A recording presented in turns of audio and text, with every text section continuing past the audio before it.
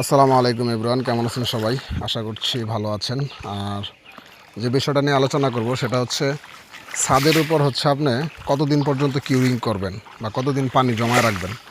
আসলে বিষয় হচ্ছে কি, দেশগ্রামের বা গ্রাম অঞ্চলের যে একতলা ছাদগুলো হয় এর উপরে আর তাড়াতাড়ি কাজ কাম ধরে না। বা এই দেখেন যে রড রেখা দিছে, এটা কবে ছাদ হবে না হবে এটা কোনো গ্যারান্টি নাই। তো এই ক্ষেত্রে চতুর্পাশে আমরা দেখেন যে এক লাইন করে ইট গাঁথনি করে দিছি। সো এরকম এক লাইন করে ইট গাঁথনি করে দিয়া আপনি ভরপুর ম্যাক্সিমাম 21 দিন পানি জমা রাখতে পারবেন আপনার ছাদের উপর, যেহেতু কোনো কাজ কাম নাই। আর যদি দেখা যায় আপনি একটা ছাদ ঢালাই দিচ্ছেন, তারপরে হচ্ছে কি না কলাম করবেন, টিকারিং করার ব্যাপার থাকে। সো এখানে আপনি এরপরেও ম্যাক্সিমাম 7 দিন পানি ধরে রাখার পর আপনি ছেড়ে দেন। ছেড়ে দেওয়ার পরে হচ্ছে এর উপরে যখন প্রতিনিয়ত কাজকাম চলবে, এখানে কিছু পানি পড়বে, বা কাজকাম চললে পানি পুনি পড়ে, বা লোকজনের আসা যাওয়া থাকলে পানি পুনি দিবে।